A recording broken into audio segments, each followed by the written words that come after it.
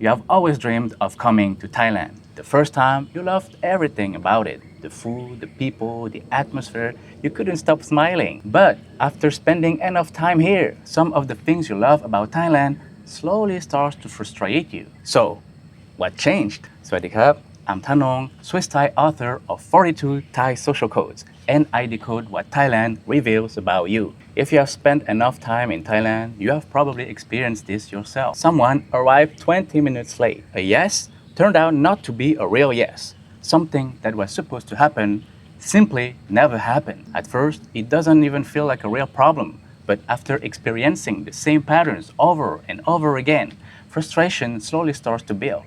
You know what frustrated you. What you don't know is why it frustrates you so much. And that's completely normal. When we are frustrated, we naturally look for something or someone to blame. We focus on what's happening around us because that's the part we can't see.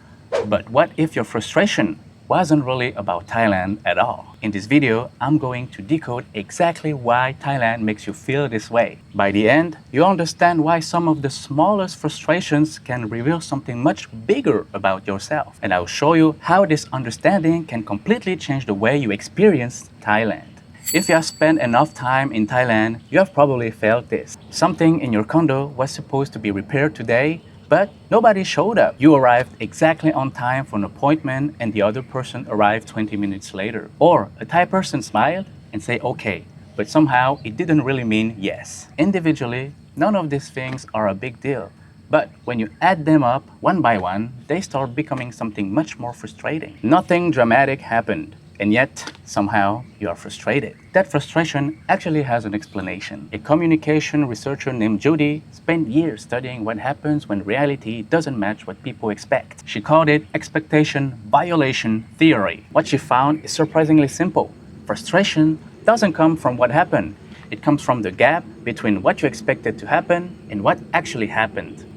The bigger the gap, the bigger the frustration. And here is the interesting part. Your brain creates this expectation automatically without even asking for your permission. Let's say you have just met a Thai person. You really enjoy talking to them and you'd love to see them again. So you ask if you can hang out again next week. From your point of view, it's a perfectly normal question. If the answer is yes, you expect it to mean yes. If it is a no, you'd like to know why. What you don't know is that we have a Thai social code called Kreng Chai. It's the idea of not wanting to inconvenience others or make them feel uncomfortable. So many Thai will smile and say okay, even though they haven't really committed to anything. The thing is, what many Thais don't realize is that many Westerners will naturally interpret that as an agreement. That's why the next week comes and sometimes the meeting simply never happens. That's the gap. You expected one thing, but reality gave you something else. Your brain reads this as a broken promise. You feel disappointed, confused, maybe even a little disrespected. But what's actually happening is much more interesting. There was a Western expectation,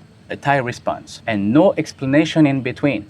That's why frustration appears. That's why I say in Thailand, being able to read between the lines is a very important skill. A smile and a yes don't always mean agreement. Those expectations, the ones about what a yes means or what a confirmed plan means, are not universal. You thought you were following common sense. Thailand showed you that it was simply the culture you grew up in. There is something that Thailand reveals surprisingly well about Westerners. Some adapt to life very quickly, others remain frustrated for years. They can spend years living in Thailand and still be frustrated by the exact same things. They're frustrated when a plan changes at the last minute, when nobody can tell them exactly how long something will take, or when a conversation doesn't end with a clear answer. Why do the exact same situations barely affect one person and completely frustrate another? A psychologist named Els spent years studying this question. What she discovered is something called ambiguity tolerance. It's your brain's ability to feel comfortable when things aren't clearly defined. Some people can handle uncertainty quite easily. Others feel an immediate need to resolve it. The lower your tolerance for ambiguity, the more your brain reads ambiguity not as unclear, but as something that needs to be fixed. Think about how you grew up in the West. Being clear and direct is usually considered polite and respectful. If someone asks you a question, they usually expect you to give them a clear answer. Over time, your brain was conditioned to expect this. Here in Thailand, it's different. Not everything needs to be said directly or immediately. In fact, we even have a Thai social code called Put Om.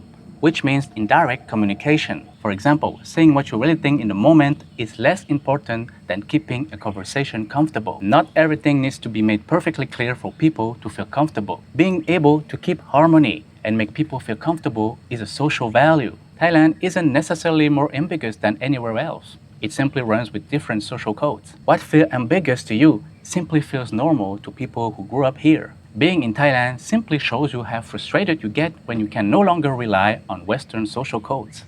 One thing that Thailand takes away from you almost immediately is control. Back home, you know how things work. You know what people mean. You know roughly how long things will take. You know what to expect. In Thailand, suddenly you don't. Charles and Michael spent years studying how human beings regulate their behavior and emotions. One thing they discover is that our brains have a fundamental need to feel that we can predict and influence what happens around us. In other words, we like feeling in control. When we lose that feeling of control, our brain doesn't stay neutral. It immediately starts looking for ways to get it back. Think about your daily life in the West. Most of the time, life feels predictable. When you make plans, people usually follow them. You don't spend much time wondering what's going to happen next because your brain has become very good at predicting how everyday life unfolds.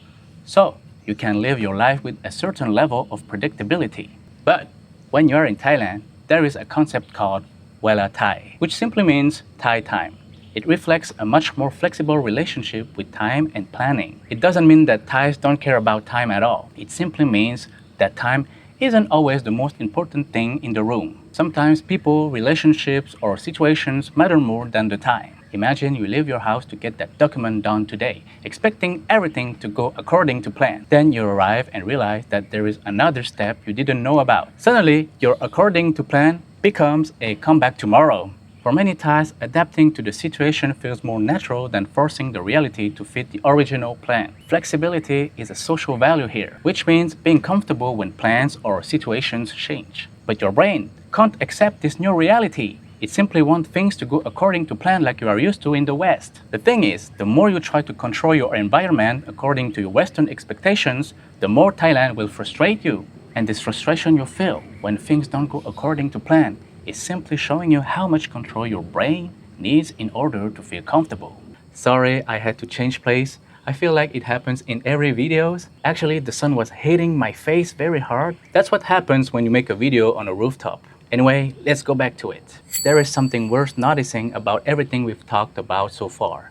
Expectations, ambiguity, control. In reality, none of these are things you chose. They are the result of decades of living inside one system, and for most of your life, that system worked well enough that you never had to question it. Thailand is probably one of the few places in the world that forces you to question social rules you have taken for granted your entire life. The people who adapt the best aren't necessarily smarter. They haven't traveled more than you, and they don't always know more about Thai culture than you. They simply have something psychologists call cognitive flexibility. It's your brain's ability to let go of what feels normal to you and generally adapt to something different without treating that transition as a threat.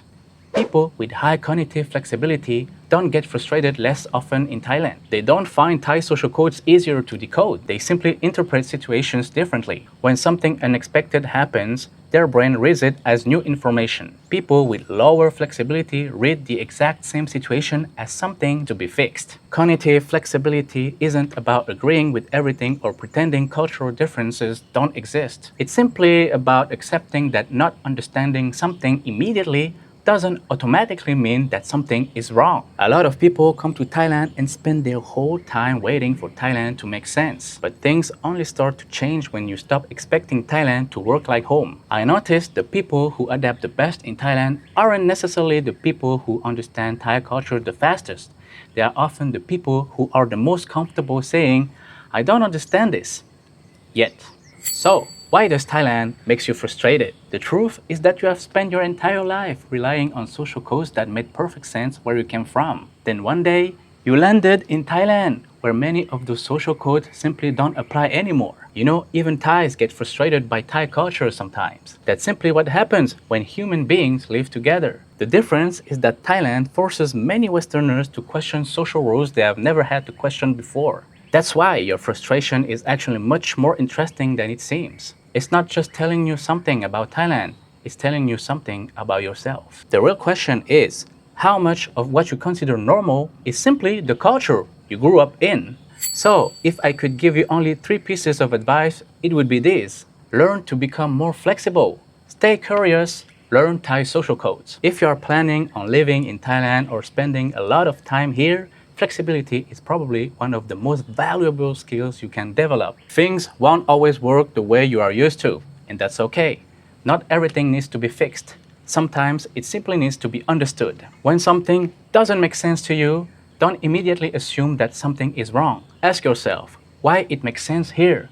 Some of the biggest cultural misunderstandings in Thailand simply come from judging a situation before understanding it. Finally, learn Thai social codes, concept I mentioned in this video, like kreng chai, put om, wela Thai, because they shape the way Thai people think, communicate, and behave every single day. Honestly, once you understand, everything makes sense. I genuinely believe that understanding Thai social codes can save you years of unnecessary frustration living in Thailand. And that's exactly why I spent almost a year writing my book, 42 Thai Social Codes. It's not available yet.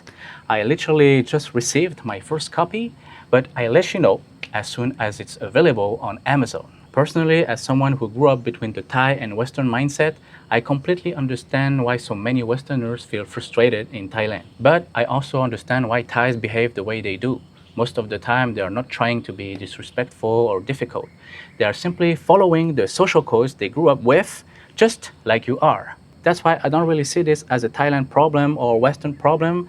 I simply see two different social systems meeting every single day. I find so fascinating watching two cultures that are almost opposites in many ways trying to coexist in the same place. Sometimes it creates misunderstandings and frustrations, but most of the time it creates beautiful moments. And that's exactly why I make videos on this channel. I love decoding what happens when Western and Thai culture meet and sharing it with you. Before you go, I have one question for you.